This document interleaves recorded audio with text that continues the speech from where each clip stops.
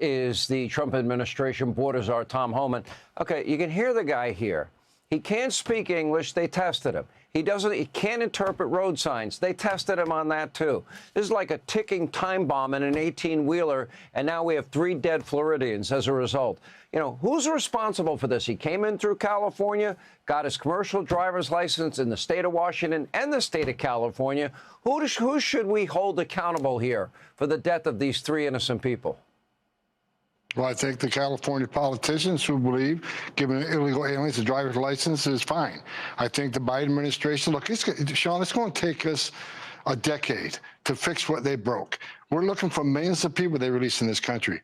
And he can't speak the language, but he's putting the American public at risk. And there's a lot of Mexican truck drivers who come across the port of entries, and their trucks don't even meet our safety standards. I mean, Governor Abbott, several months ago put a stop to it as in negotiations with governors of Mexico.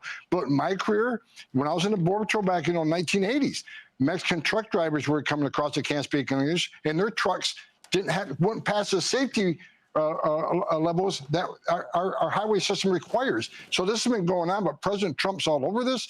We got a lot to fix, Well, all right, correct me if I'm wrong, because we've had Kristi Noem on the program, we've had you on the program.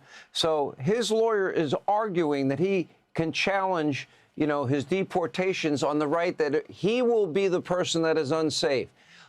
Is this the guy that you've identified as an MS-13 gang member? Is this the guy whose own wife accused him of being a wife beater? Is this the guy that we've been told apparently was soliciting minors on the internet and involved in other illegal activity? Is that the guy that is saying that he's going to be unsafe if he goes back to his home country?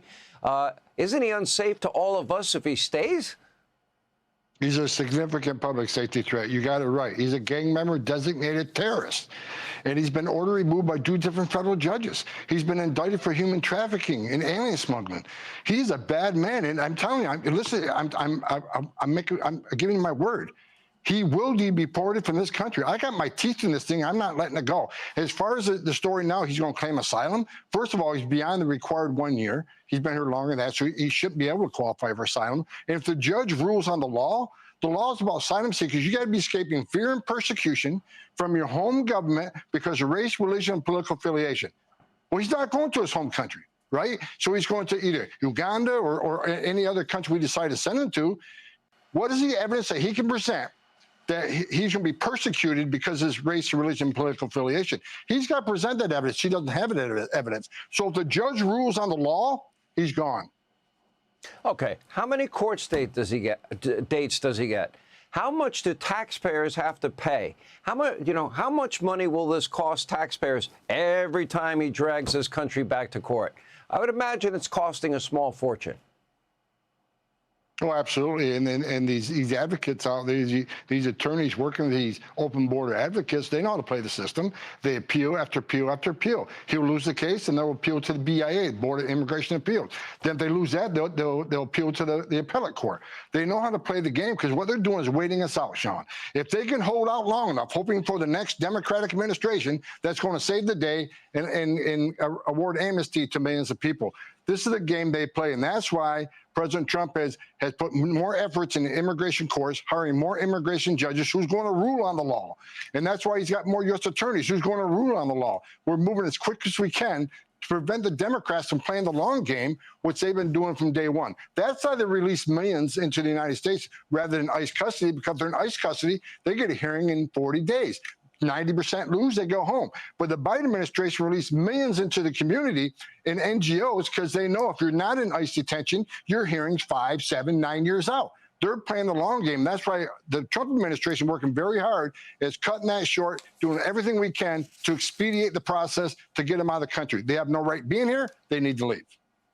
Okay. You know what? And already, as far as I'm concerned, Biden, Harris, Mayorkas, and everybody that lied about open borders, they all have blood on their hands. And I think it's a matter of when, not if, this country is going to get attacked. We have known terrorists in the country. It seems inevitable. I would imagine they're plotting, planning, and scheming an attack on our homeland.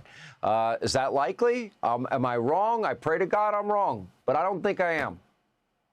I don't think you're wrong either. And that's the thing I go to bed every night wondering about, when is it coming? Because I looked at the numbers today. We're removed, deported just short of 1,000 known suspected terrorists today under President Trump. We got about 500 in custody. Sean, you and I both know we got thousands of more to find. We got to find them before they commit an atrocity in this country. That's like finding a needle in a haystack. 10 years, I don't even know if you could completely finish the job in 10 years, especially when they have protections in sanctuary states and sanctuary cities. By the way, the same people that politicize like the shooting today. Tom Homan, appreciate you being with us. Thank you for the good work you're doing. Hey, Sean Hannity here. Hey, click here to subscribe to Fox News YouTube page and catch our hottest interviews and most compelling analysis. You will not get it anywhere else.